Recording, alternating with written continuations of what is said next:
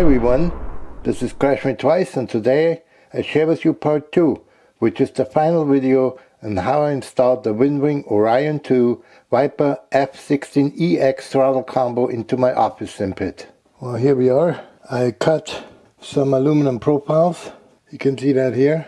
I made a kind of a T configuration so to support the bottom of the base, and for the rear and front mount I mounted them onto the bracket we have made, and this is kind of how this goes in the sim pit. We're going to utilize a pivot hinge that is a 4080 pivot hinge,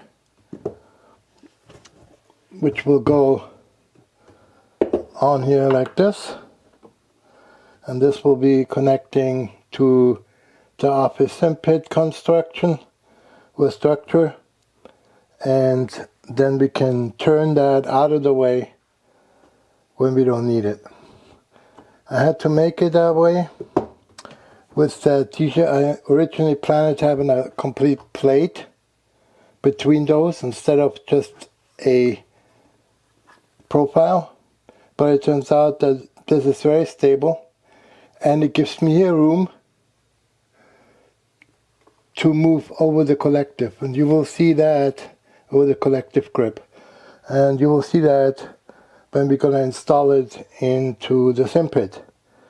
So it will be basically installed like this, and then it can move out of the way, and I can then still have my collective working. When I go back and need that for ED or for the Viper, then I put it back in place, and so it's going to be hinged. The last thing what I'm going to do here is, this is the only pivot hinge I was able to get. They make those with a handle, and so you can lock it in place. This one is just bolted together. So I will be making a bushing with a handle myself. I could not find one in the US. The only ones I found were in Germany, and they were $69 plus $40 shipping. So I thought, you know what, I'm gonna buy those. They were $25 each, and make the handle and everything else myself. So you can buy handles and you just make a threaded bushing with some nylon lock nut or something. I have to think about it, and then this should work. So we pretty much have this ready to rock. I'm gonna place caps on here and on here, and I'm gonna place caps on the rear, and I made this one a little longer so I can adjust it out if I need to, because if I want to adjust it out and the hinge is here, it's not possible. So I have to move this thing back or forward, and if I go forward I run out of space for the hinge. So in this case I can move this profile up front, stick out. That's about 1.5 inches long after the end here, so 40 millimeter, and so I have 40 millimeter where I can go out if the collective is right here.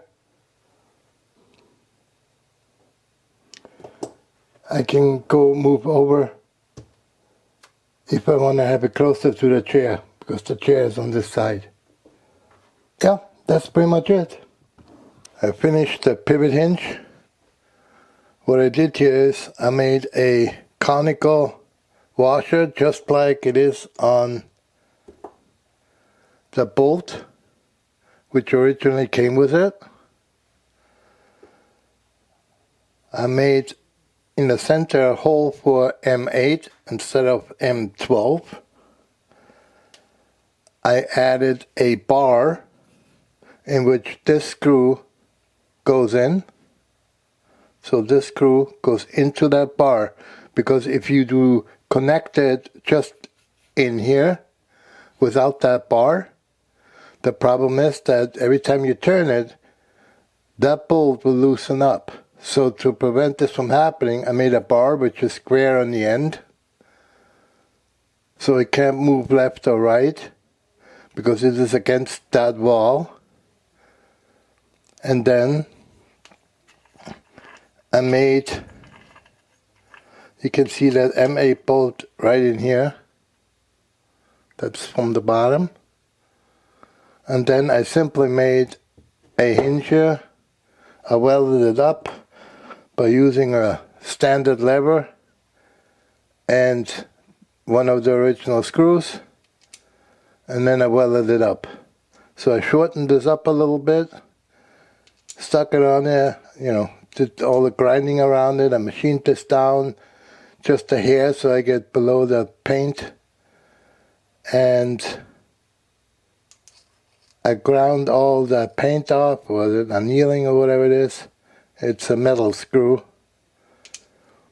And then I welded it up, and it became this. And now I have an adjustable lever. I added a simple washer in here.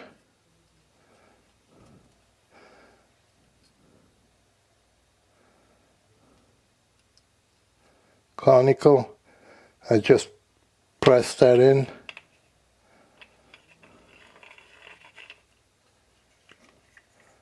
And now we have something that does move, and if I open it up, I can move it. I kept it rough because I don't want this to be super easy or super smooth. I want to have a positive engagement there.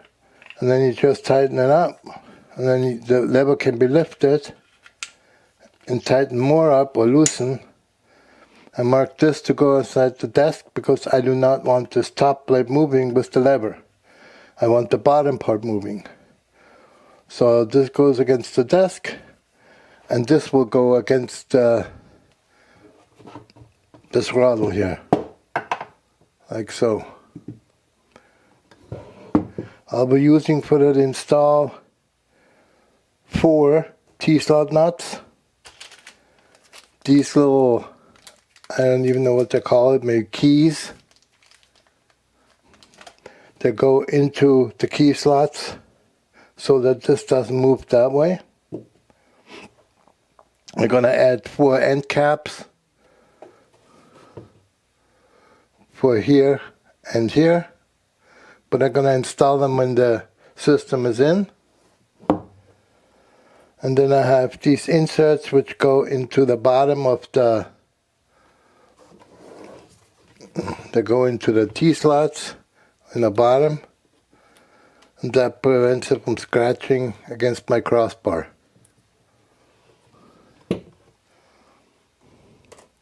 And that's it. I'm ready to make that locking mechanism for the Orion2 throttle base and grip combo. I will be using some round stock 6061 aluminum. I'm gonna get over to the lathe. I'm gonna turn the ends down so this is all squared up. Then I'm gonna machine it out, and then I'm gonna part it.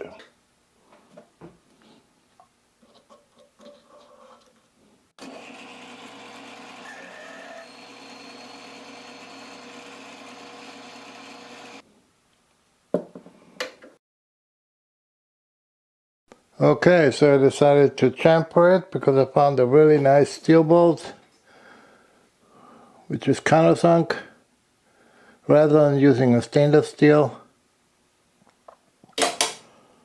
because that bolt has to hold the whole locking mechanism. So let's chamfer this one here.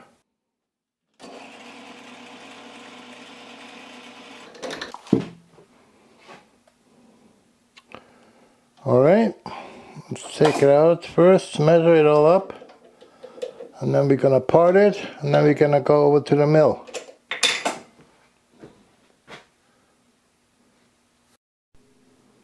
Okay, we have it parted, and then I kind of faced it a little bit.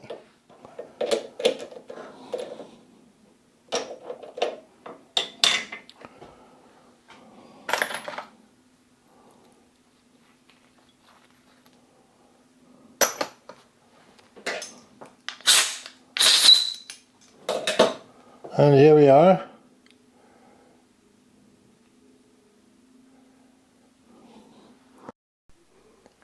Alright, I'm at the mill. I already drilled 2 holes, the center hole and the one for the pin.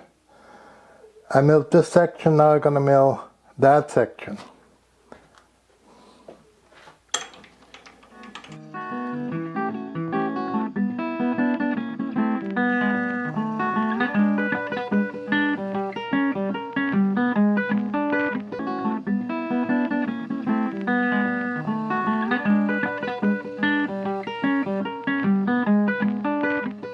Now I may have to turn it down a little bit because it seems to sit a little high. So for now, this is pretty good. I'm gonna test fit this and sand it down. Okay, we're gonna make that pin.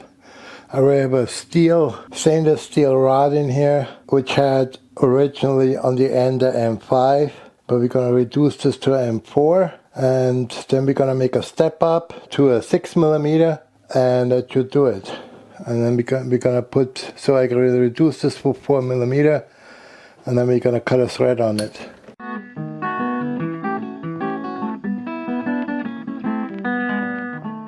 That should do it. On the vise here, let's give this a little bit cutting oil. Let's see if this is diameter wise correct. If you can cut a nice little thread on it, that would be great.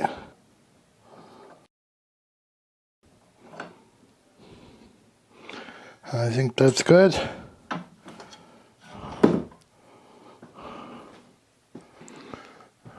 Now we have our pin done here, and that should be 8 M6 shaft and 4 thread on the end.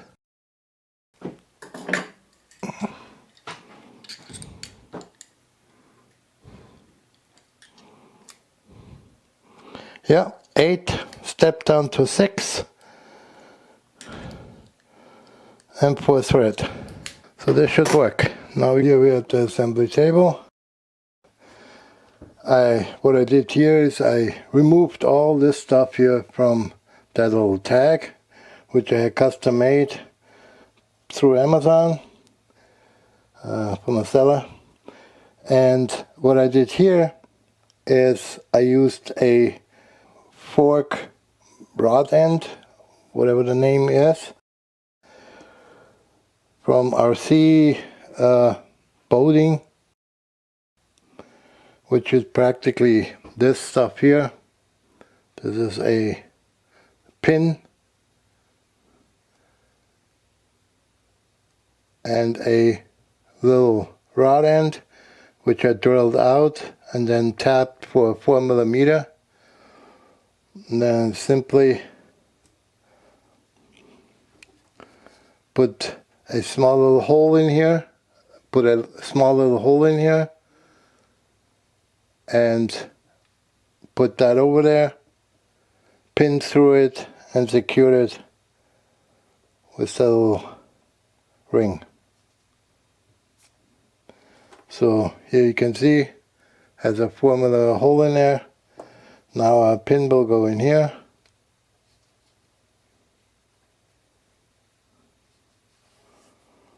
And this one goes through the lock and that spring in between, so it's spring loaded like so, and that sits in the recessed area of the lock. When I pull on it, the pin will move over the spring will move over the pin, compress, and it pulls back that pin into the housing. So let's install it into the sim pit. Okay, we're here at the office sim pit. We'll get all the tools ready, and we're gonna install the WINWING throttle, the wiper throttle, above the collective here. And we're gonna install 2 drop-in T-slot nuts. Then we're gonna put in our hinge, and then we're gonna see that this all fits together in some sort of way. Alright, I think we grabbed it. Let's see if you can get in here. Okay, so here we are. I have the hinge now installed and all tightened up. What I'm next gonna do here is I'm gonna use a marker here, a pencil, because I aligned it with a large level, vertical, so that the throttle is straight. So I'm gonna make just a mark here. Well, you're gonna need some patience for this stuff. Now I'm gonna put end caps on here, and I'm gonna put some in the back. The WINWING Orion2 Viper combo is now installed. I can easily move the whole system out above the collective.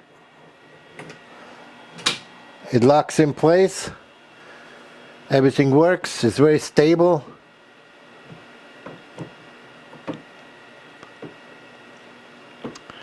And when I go back to the helicopter system, when I want to fly the Mi-24 or the Huey, here I have now a pull pin which allows me to move that one back. And then I can easily get to my collective. So I think that worked out fantastic. It's out of the way when I fly my heli.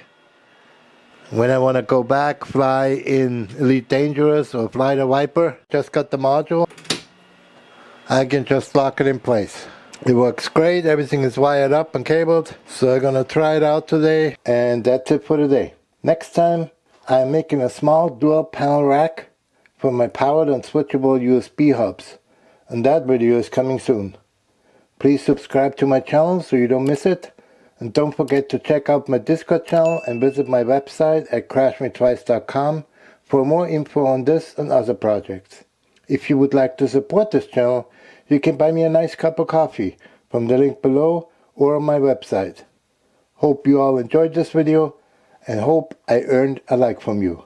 Crash Me Twice, out.